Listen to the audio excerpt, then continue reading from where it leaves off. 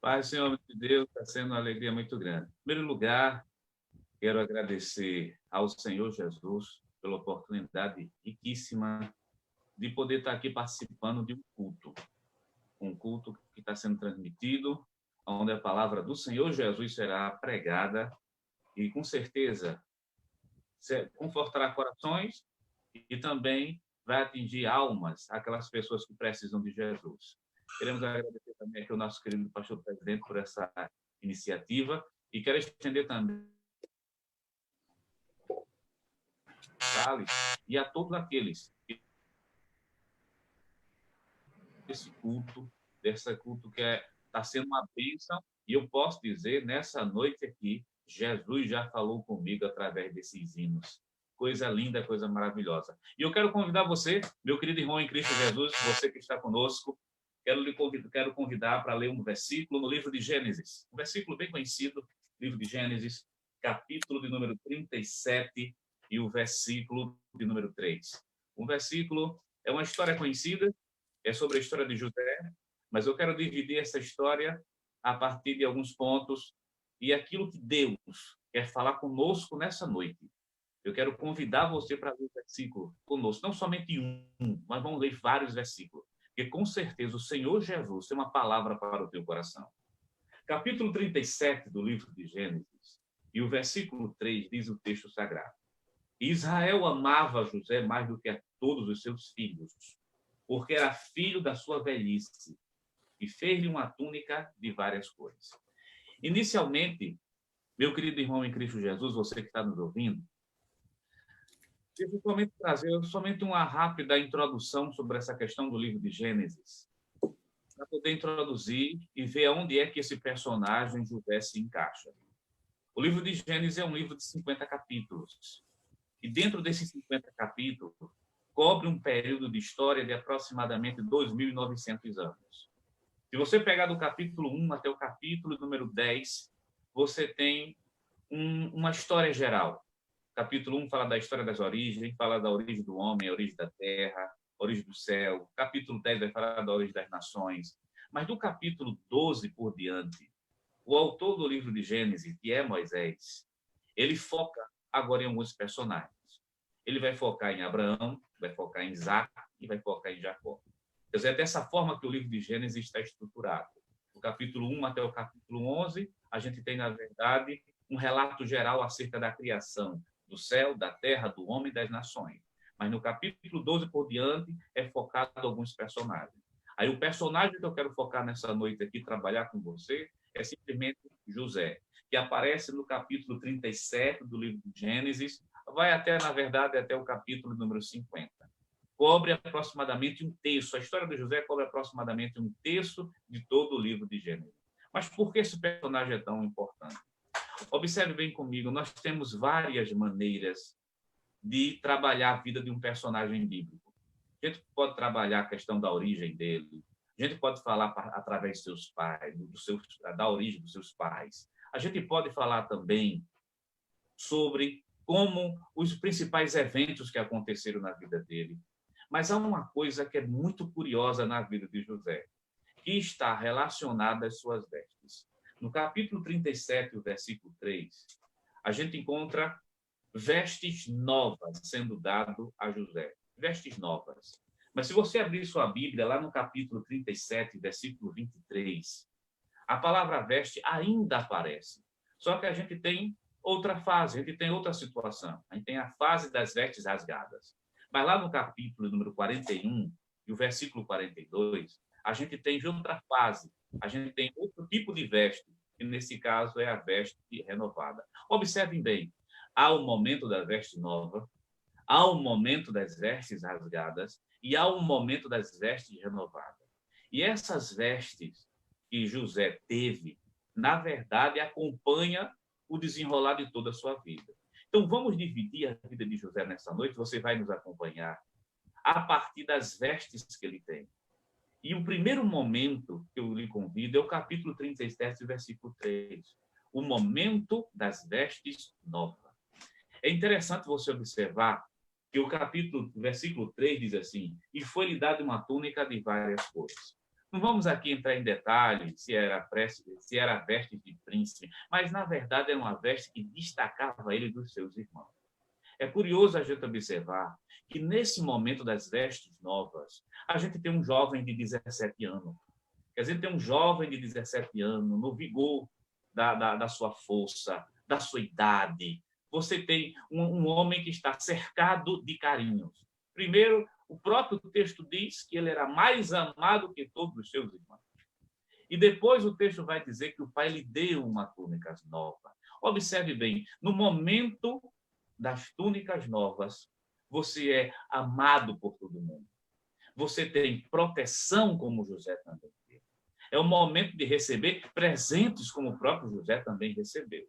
Mas nessa fase tão bonita da vida de José, que representa também momentos na nossa vida, a gente vê que nesse momento vem os sonhos.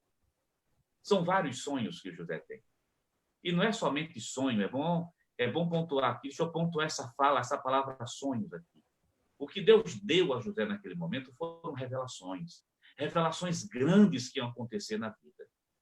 A vida cristã é assim. A gente tem esse momento das vestes novas. Quando a gente tem a proteção de todo mundo. Quando a gente é amado por todo mundo, ou pelo menos pela grande maioria a gente é amado. É o momento dos sonhos. É o momento que Deus, Jeová dos Exércitos, revela a gente como vai ser a nossa trajetória daqui para frente. Mas é bom pontuar também que Deus mostrou as estrelas se curvando, no caso, o peixe se curvando, as estrelas se curvando, José, mas não disse o percurso.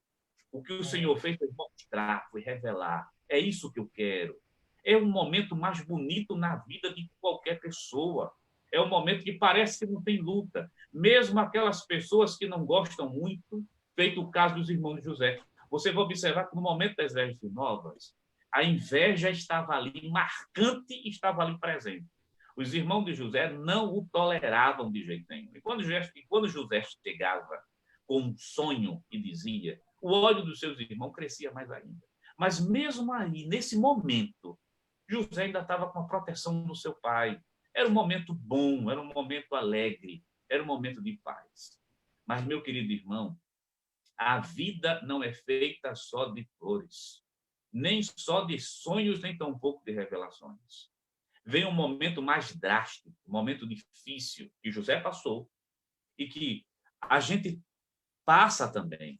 Não sei para quem nesse momento eu estou falando, mas talvez você, meu querido irmão em Cristo Jesus, que está nos ouvindo, que está nesse momento tão bonito da vida, nesse momento que Deus está lhe revelando o que Ele vai fazer na sua vida, que está lhe trazendo mensagem do céu, que está lhe lembrando as coisas que Ele já lhe mostrou.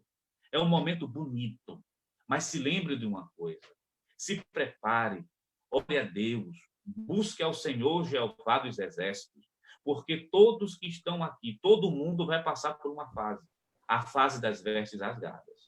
Capítulo 37, versículo 23, você que tiver com sua Bíblia aberta, me acompanhe nessa noite. Diz o texto sagrado. E aconteceu que, chegando José a seus irmãos, tiraram a José a túnica de várias cores que ele trazia. A partir desse momento aqui, da narrativa do texto, acontece outra fase na vida de José.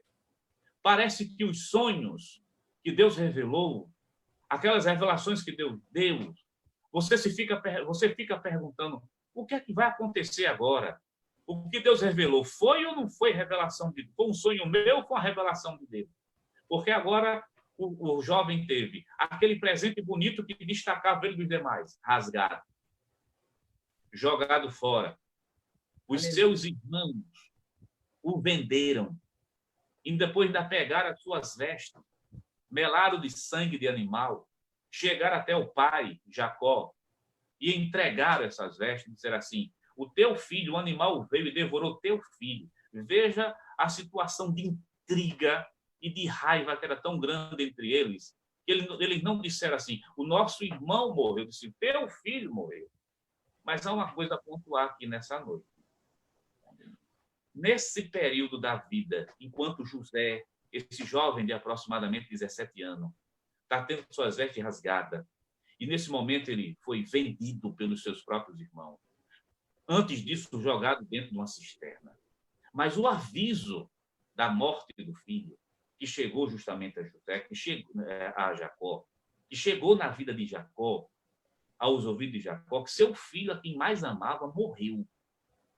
Se você observar bem o texto, toda essa narrativa que é bem conhecida, Jacó se desespera, Jacó chora, Jacó lamenta, e Deus não fala nada. Você não vê Deus falando com Jacó. E é bom lembrar que nessa altura da vida, aquele Jacó, que recebeu o nome de suplantador, já estava convertido, era chamado de Israel. Então Deus podia falar com Jacó. Quer dizer, eu fico imaginando o seguinte: talvez fosse fácil para Deus chegar e dizer assim: Jacó, o que os teus filhos estão contando é mentira. José não morreu, José está vivo. E foi vendido e foi lá para o Egito.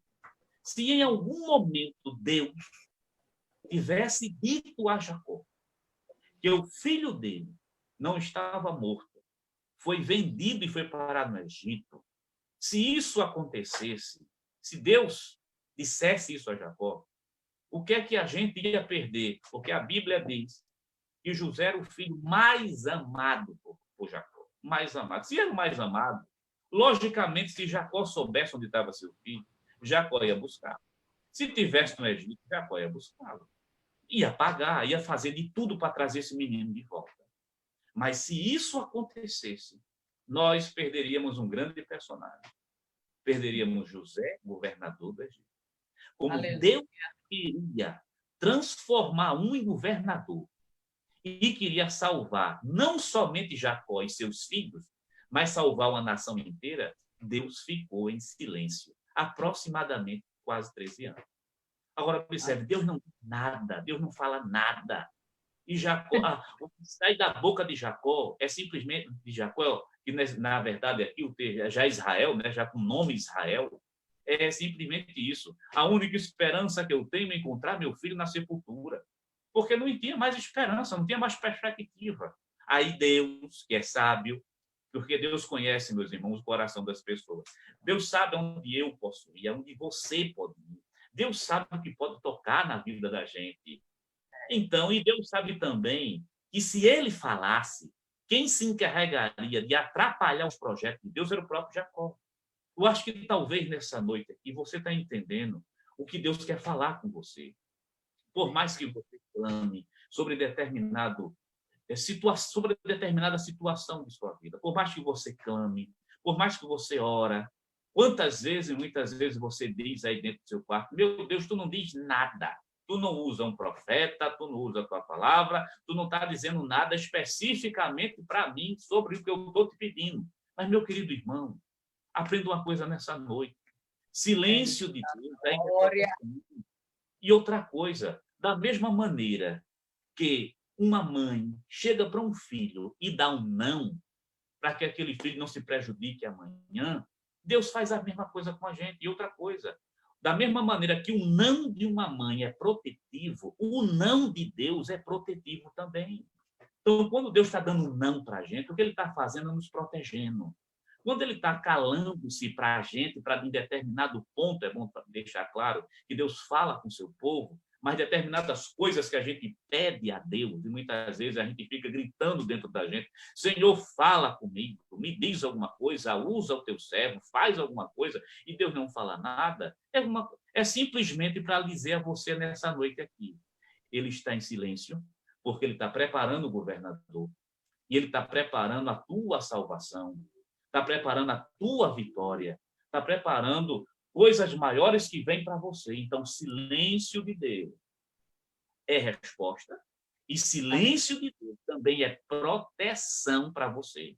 Porque eu sei, como qualquer um, os mais experientes na fé que estiver nos ouvindo aqui sabem muito bem disso, que muitas vezes, se Deus falar com determinadas coisas para a gente: homem, eu vou fazer isso na tua vida, a gente muitas vezes se encarrega de atrapalhar. Aí, o que é que acontece? Deus não fala. Mas, enquanto Deus não fala, Deus está trabalhando, porque Deus não para, viu? Ele pode não estar falando, mas ele está trabalhando a favor de tua vida. Aí, eu, mais uma vez, eu lhe pergunto, eu acredito que é uma direção de Deus para dizer a você nessa noite. Qual é o momento que você está passando? É o momento das vestes novas? Está todo mundo lhe abraçando, lhe cercando. O seu momento está recebendo presente. É o momento que os invejosos não lhe atingem de jeito nenhum. Mas, meu irmão, se cuide, porque nem só de vestes novas se faz um crente maduro, né? Aí vem as vestes rasgadas. Dói, mas é um investimento de Deus. Veja como é que Deus começou a investir em José. Começou a fazer o currículo dele.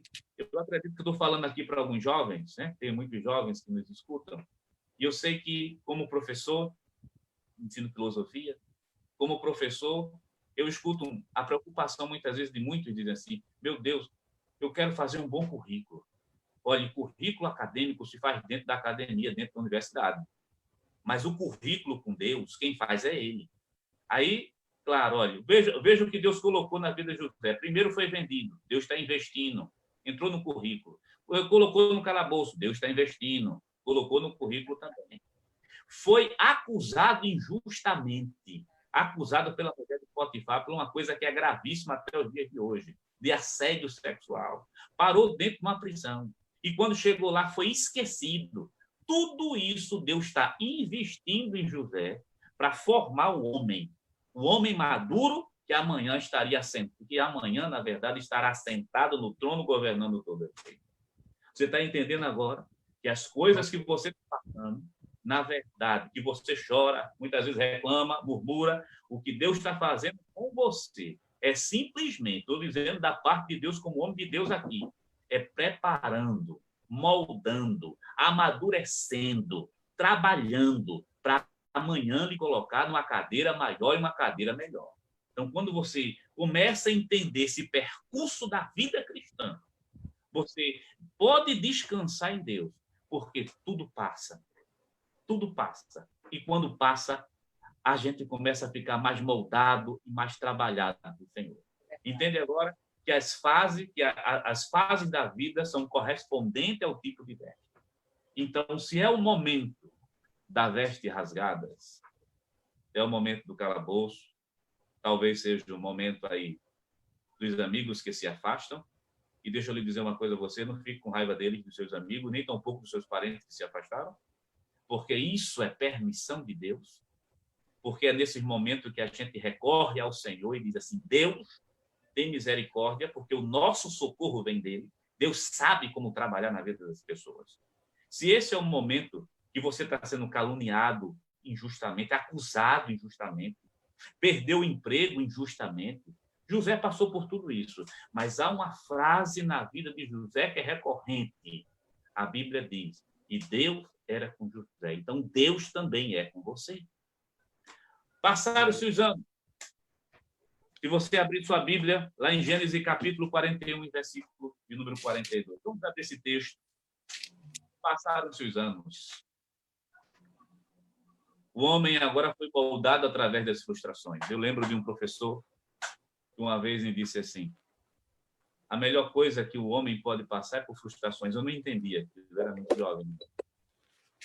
Depois ele disse, as frustrações mostram que nós somos pequenos, falhos e que a gente não controla tudo. E muitas vezes a gente acha que controla, a gente acha que pode, e quando a frustração vem, a gente começa a ver que a gente é tão limitado quanto qualquer outro. Aí vem o amadurecimento da pessoa. Vamos lá para Gênesis capítulo 41, desculpe, é Gênesis 41, versículo número 42. Chegou o momento de Deus honrar. Chegou o momento aqui da honra de Deus. Diz assim, versículo 42. E tirou o faraó o anel da sua mão e o pôs na mão de José e o fez vestir de vestes de linho fino, melhor do que as vestes primeiras, das primeiras vestes. E pôs um colar de ouro no seu pescoço. Versículo 43. E o fez subir no segundo carro que tinha e clamavam diante dele, ajoelhai, assim o pôs sobre toda a terra do Egito. E disse Faraó José, eu sou Faraó, porém sem ti ninguém levantará a sua mão ou seu pé em toda a terra do Egito. Entendeu agora? E nesse momento aqui, vestes renovadas. Chegou o momento das vestes renovadas. É o momento da honra, é o momento de subir no carro, é o momento que a gente não precisa dizer, alguém é que diz pela gente. E assim, aqui está o homem que vai liderar. Mas tem um percurso, olha, do sonho até o trono, ou a cadeira, ou a posição, ou a vitória, dependendo daquilo que Deus já lhe mostrou. Existe um percurso e um processo que a gente passa para poder chegar até ali. De maneira que, quando lá na frente você chega, você não é mais a mesma pessoa. Porque, meu querido irmão, quando Deus coloca uma pessoa na prova, quando ele entra, ele não sai mais do mesmo jeito, ele sai diferente. Ele não sai pior, ele não sai traumatizado, ele sai melhor. A fala de um crente maduro é diferente da fala de um crente imaturo. É aquela coisa assim, meu filho, Jesus de Nazaré tem vitória para dar. É bom ser fiel a Deus. Mas lembre de uma coisa, já que é o momento de renovo, isso aqui é momento de renovo. Mas no momento de renovo, tem que ter uma coisa chamada perdão.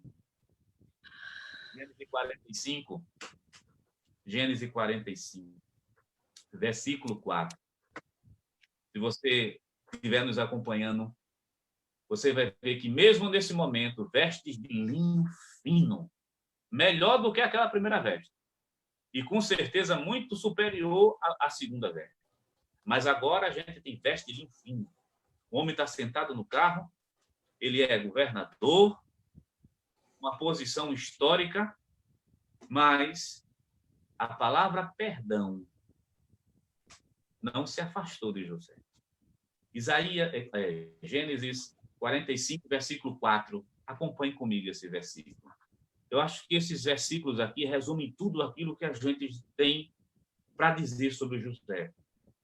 Isaías 45, versículo 4, diz o texto. E disse José a seus irmãos, peço-vos, chegai-vos a mim. São os mesmos irmãos, viu? Os mesmos. E chegaram. Então disse ele, eu sou José, vosso irmão, a quem vendeste para o Egito. Parece, se a gente fosse transportado nesse momento para o tempo, a surpresa dos irmãos de José, quando José disse assim, chegai-vos, vocês não estão me conhecendo porque a aparência mudou um pouco, a veste está diferente, a posição também, mas eu sou José, a quem vocês venderam. Mas veja o versículo 5. E agora, pois, não vos entristeçais. Isso é fala de crente. Nem vos pese em vossos olhos por me haverdes vendido para cá. Porque para a conservação da vida, Deus me enviou diante da vossa face. Não foram vocês que me venderam, não. Foi Deus que me trouxe. Se alguém pegar esse texto, capítulo 45, versículo 5 do livro de Gênesis, e ler essa última parte, você vê José diz assim, foi Deus que me trouxe para cá, você fica se perguntando. Alguém poderia se perguntar se não lesse a história lá atrás. Como é que Deus traz uma pessoa para onde ele quer? Aí aqui, José está dando a dica. Quem me trouxe foi Deus, mas me trouxe como? Através de vocês que me venderam, através de vocês que me colocaram no calabouço, através da inveja de vocês. Foi Deus que me trouxe. Sabe para que Deus me trouxe aqui? Para conservar a vida de vocês. Então, não se entristeça. Se fosse um coração rancoroso, dizia assim, agora eu cheguei, agora vocês vão pagar. Ele disse, não, se entristeça não. Fique tranquilo, porque Deus me colocou aqui foi para cuidar de vocês, cuidar de toda essa família. Então, faz isso, meu irmão. Quem exerce o perdão, e antes que você diga que perdoar não é fácil, nunca foi e nunca será, porque a vaidade humana é problemática, o ego humano é difícil. Mas existe um Deus no céu que concedeu o Espírito Santo, que dá força, dá graça, trabalha na vida da gente, a gente pode conceder perdão. Quer ter veste renovada? Dê perdão. Dê perdão. Porque Deus está usando alguém para lhe conduzir lá na frente e você não está entendendo. Deixa eu só fazer um link com o apóstolo São Paulo, lá no capítulo 16 e capítulo 17 de Atos dos Apóstolos. Acredito que a gente tem um tempinho. Capítulo de Atos dos Apóstolos. Glória a Deus. Jesus faz a maneira de Jesus conduzir a gente, os caminhos que Deus traça para a gente. Não são caminhos, capítulo 17 de Atos dos Apóstolos. São caminhos que talvez assustam.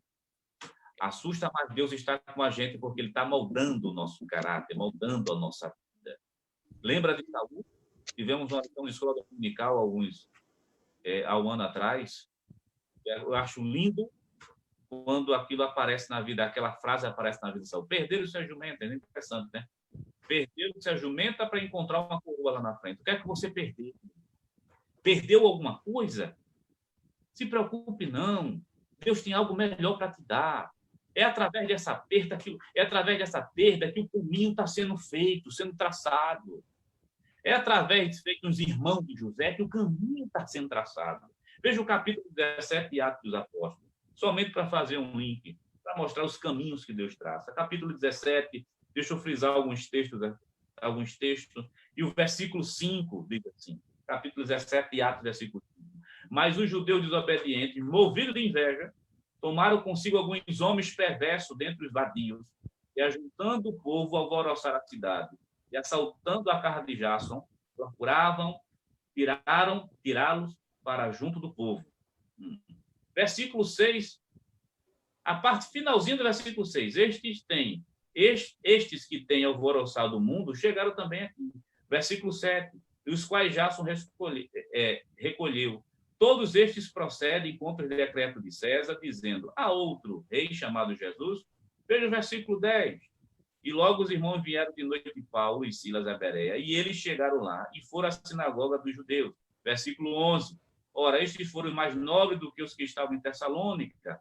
Veja o versículo 13. Mas logo que os judeus de Tessalônica souberam que a palavra de Deus também era anunciada por Paulo em Bereia, foram excitar a multidão. É interessante. Paulo chegou em Tessalônica, os judeus invejosos disseram aqui você não fica. Aí, Paulo agora vai para Bereia. Quando chega em Bereia, Paulo prega a palavra de Deus. E mais uma vez os judeus incitam a multidão. Aí Paulo sai de Bereia e vai para Atenas. Você está percebendo que Paulo está caminhando e para onde Paulo vai, o evangelho está indo também com ele. Foi para Bereia, estava em Bereia, foi para Atenas. Olha, caminhos. Paulo nunca imaginava talvez chegar em Atenas. Mas nos planos de Deus, Deus sabe como empurrar. Quando eu digo empurrar, Deus sabe como tratar o caminho, como conduzir a gente. Então, meu querido irmão, se é pelo irmão, se é pessoas como os irmãos de José, agradeça a Deus. Você vai chegar na posição que Deus quer. Se é através como de Atos dos Apóstolos, capítulo 17, dessa situação, de mandando mais para frente, situações vindo mais para frente, não tem nenhum problema. Agradeça a Deus por isso também. Deus está traçando o seu caminho. Se é feito Isaac, que a Bíblia diz o seguinte sobre Isaac, que começou a cavar poço. Cavava um poço, aí o filisteu vinha e tapava. Aí ele não brigava pelo poço que foi tapado, ia mais para frente e cavava de novo. Aí o filisteu ia, fechava o poço. Ele também não brigava pelo poço, ia mais para frente e cavava novamente. Até um dia que um dos seus servos disseram assim, Senhor, cavamos um poço e encontramos águas vivas. Ora, meu Deus do céu, o homem só queria um poço e Deus queria dar a ele um rio bem grande. Mas para isso, teve alguém que tapou os poços dele, mas ele foi caminhando. É dessa maneira, esse é o caminho que Deus está traçando para você. Não se preocupe, não. Vai chegar água viva na sua vida, bastante. Vai chegar o rio, você só quer um poço pequeno, Deus vai lhe dar um rio. Você vai chegar onde Deus lhe prometeu. Os sonhos e as revelações de Deus, que Deus já lhe deu, estão de pé.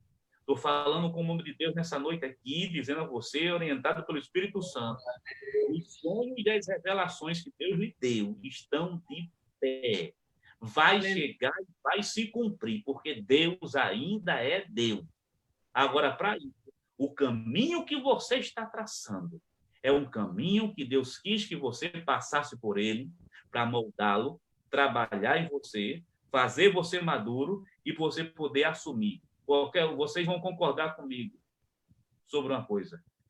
Nenhuma mãe vai dar uma faca com a criança brincar.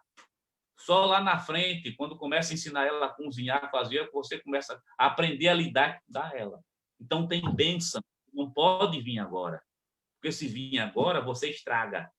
Mas lá amanhã, essa bênção vai chegar. E você vai se alegrar para o nome de Jesus. Qual é a parte da sua vida? É isso que eu quero concluir. Dizendo a você nessa noite aqui, fazendo essa pergunta, qual é a fase? É a fase das vestes novas? É a fase das vestes rasgadas? É a fase das vestes renovadas? É o momento do renovo na sua vida? Então, se é o momento do renovo, o renovo só vem se você liberar perdão. Libere perdão. Libere perdão para quem realmente está precisando de perdão. E, meu querido amigo ouvinte da Palavra de Deus, que nessa noite você está nos ouvindo através do YouTube, ou do Facebook, da plataforma do Instagram. Jesus de Nazaré, ele tem poder para salvar a tua vida. Salvar, perdoar, trazer a paz, trazer felicidade. Está vendo? Se a gente estivesse num templo aqui, você ia ver os glória a Deus, se alegrando com os cânticos dos hinos, e vocês perguntando o que é isso? Jesus na vida da gente.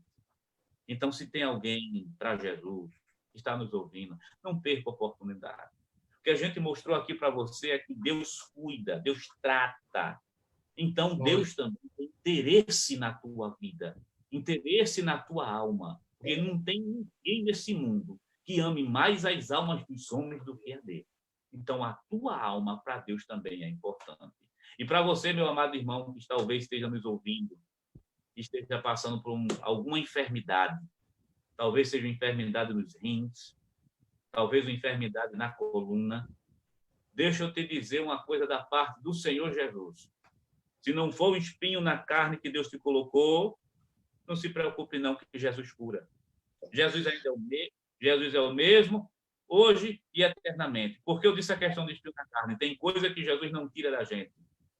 Se você abrir a sua Bíblia rapidamente para poder terminar, você tem que entregar o rolo todo. Glória.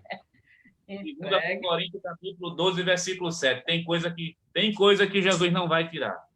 E não quer. Porque Deus conhece a tua estrutura. 2 Coríntios, segunda epístola aos Coríntios, capítulo 12, versículo 7. Diz assim o texto sagrado. E para que me não exaltasse pelas excelências das revelações, foi-me dado um espinho na carne. Eu gosto da sinceridade do apóstolo São Paulo. É uma coisa linda que Paulo diz aqui. Paulo diz assim, para que eu não me exaltasse, porque Deus quer me revelar as coisas. Tem coisa que Deus quer me mostrar, tem coisa que Deus quer me revelar. Mas para que eu não me exalte pelas revelações que Ele me dá, Ele colocou em mim, vou usar a palavra nordestina, um cabresto, né? Quero espinho na carne. No momento que se exalta, Deus puxa para baixo. Eu disse, eu quero te mostrar. Deus conhece a nossa estrutura, sabe como é o nosso caráter. Então, há coisas que Deus não vai tirar. Mas se conforme com uma coisa, Ele pode não tirar, mas a graça, Ele não tira de você. A graça, Ele lhe dá. A graça está aí. Não se preocupe, não. Se as orações ainda não foram ouvidas, talvez você esteja naquela situação de Jacó. Meu Deus, por quê? Meu Deus. Fala alguma coisa, traz um vaso, manda o pregador dizer alguma coisa, usa um dom de revelação. Não precisa, não é agora não. O que Deus está mostrando é o seguinte, o silêncio dele é a maior proteção que ele está te dando nessa noite. Aleluia. É a proteção. O silêncio de Deus ainda é protetivo, né? É isso que eu também quero deixar muito claro e pontuar para você. É protetivo, Deus está cuidando de você. E questão de doença, Jesus cura, mas tem coisa que Jesus não tira. Porque sabe por quê? É como Paulo disse, Deus quer revelar, mas conhece a estrutura humana, a personalidade, o ego que está lá dentro, que Deus conhece a gente, não precisa a gente falar muito, não. Deus sabe quem é a gente por dentro. Deus conhece lá um íntimo, disse assim, eu vou revelar, mas eu sei como colocá-lo aos meus pés. Então, deixa Deus trabalhar na tua vida, deixa Deus trabalhar. Eu quero levar a mensagem do pecador, porque eu estou sentindo aqui uma coisa tão gostosa para dizer a você, meu querido. Aleluia. Deus está no controle de tudo. A gente está vivendo esse período dessa pandemia tão grande que está aí. Deus, Jeová dos Exércitos, não perdeu o controle, não. Olha a coisa que está acontecendo. Eu vi uma postagem um dia desse que eu achei uma coisa linda. E foi uma postagem um desenho que fizeram um desenho, né? Como se fosse do mal, dizendo assim, fechei as igrejas. Aí tem uma pessoa dizendo assim, epa, peraí, você fechou os templos, mas eu abri uma igreja em cada casa. Então, toda casa é uma igreja. Aleluia. Glória a Jesus! Casa hoje é um culto dentro é um culto. Jesus tem batizado com o Espírito Santo, renovado, tudo. Então, tá tudo lá dentro de uma casa. Achei linda aquela postagem, fechou o tempo, mas as casas, você abriu uma igreja em cada casa. Tem casa que nunca imaginava que pudesse ser uma igreja. Na pandemia está sendo uma igreja, né? Está tendo Glória. tudo.